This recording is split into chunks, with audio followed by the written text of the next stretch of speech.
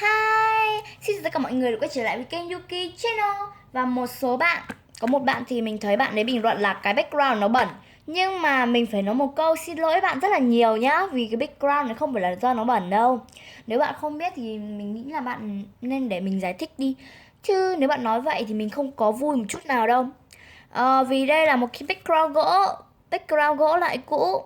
Ý là cái gỗ này là gỗ cũ ấy, thì theo cái tông nó kiểu như là cũ một chút, đầu cổ ấy, mà bạn ấy không biết thì bạn ấy lại bảo bẩn là sao rồi nha. Đây, thật sự nó rất rất là sạch luôn. Mình cam đoan 100% là sạch nhá. Vì mình là người dùng nó nhiều nhất thì chắc chắn là mình phải biết rồi. Tất nhiên là phải sạch chứ. Những cái gì mà mình lựa chọn để quay cho các bạn ấy đều là những đồ tốt nhất nhá. Cho nên đừng có mà bình luận những cái linh tinh. Và hôm nay mình làm video này là để giới thiệu slime đến từ một shop chưa có nổi tiếng. Bạn đấy nhờ mình giới thiệu hộ nha.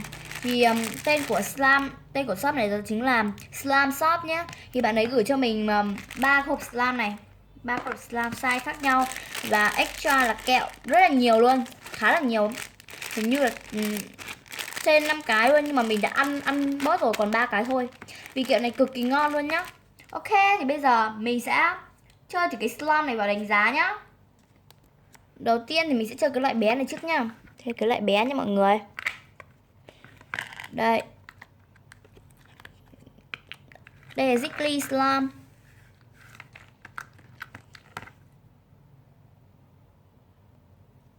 Đây. Rất là mát, mình không thích cái slime này. Thứ nhất là vì nó không có thơm này, thứ hai là nó không có trong. Nó đục lắm các bạn, hình như nó bị bẩn ấy, hoặc là nó chưa kịp trong á. Và cái slime này chơi không có đã một chút nào. Mình không thích. Nếu mà bạn làm Ziggly Slime thì mình nghĩ là bạn nên làm một hũ to như thế này. Hũ to như bạn làm như này thì chơi nó sẽ đã tay hơn. Còn chơi như thế này thì không hề thích một chút nào. Khá là vui thôi. Đây. Mặc dù mình cũng không phải là slammer nổi tiếng, nhưng mà mình cũng đủ trình để có thể chơi và giới thiệu những mẫu slime của các bạn nhé. Bạn nào muốn gửi thì cứ gửi cho mình nha, ship tất cả mọi thứ các bạn chịu nha. Còn mình sẽ không tính phí mà review đâu, cho bạn yên tâm nhé.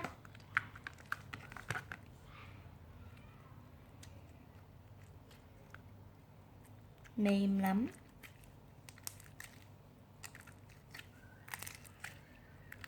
Rất là mềm, rất là mềm.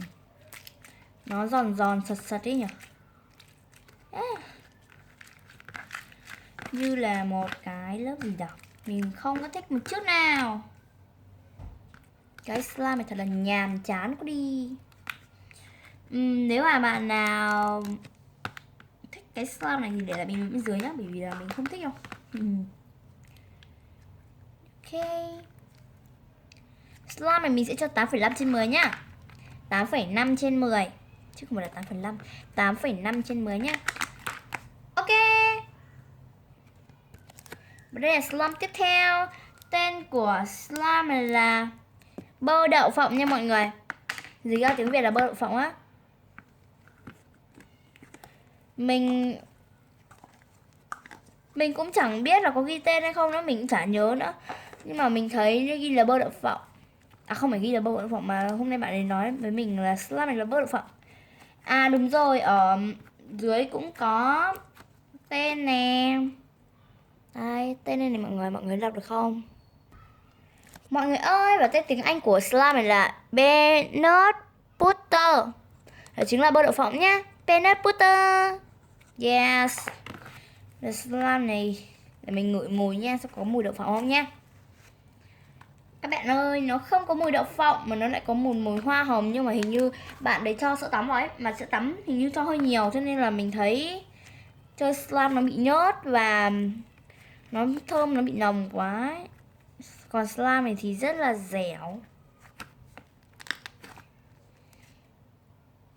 Slime này mình rất là thích luôn. Nhưng mà mình thấy nó hơi ướt và có tuyết nhé. Tiếc thì mình không có thích một xíu nào. Mình đánh giá về slime này nhá. Thì cái slime này nó thơm này, mềm này, mướt và miết thì cực kỳ đã luôn.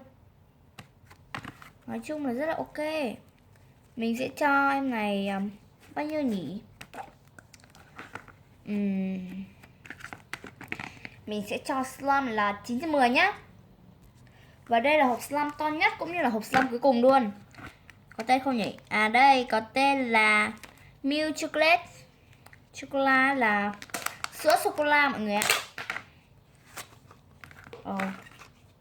Màu mình thấy nhưng mà hình như slime hơi bị cứng ấy.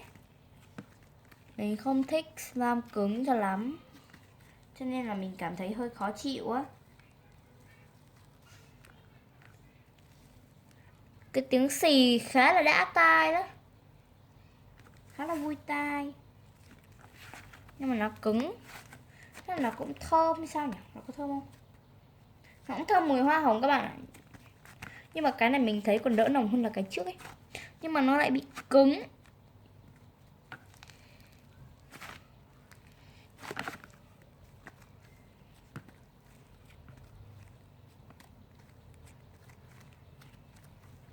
Cái này mình không thích cho lắm.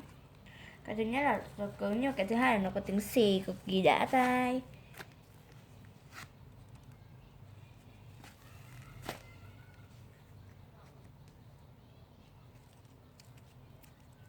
Đó.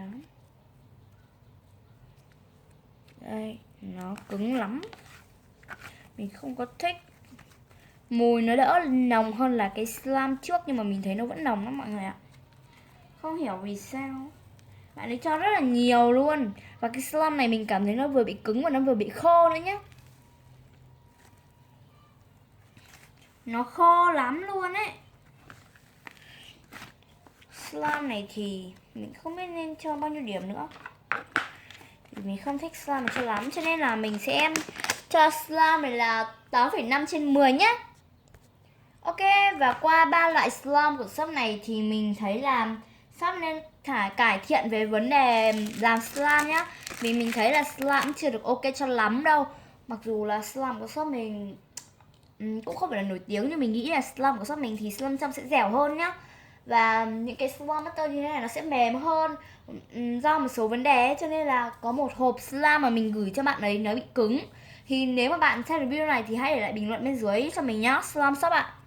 Ok, và nếu bạn nào thấy video này hay, nhớ like, share and subscribe để kênh mình được 100 sub nha.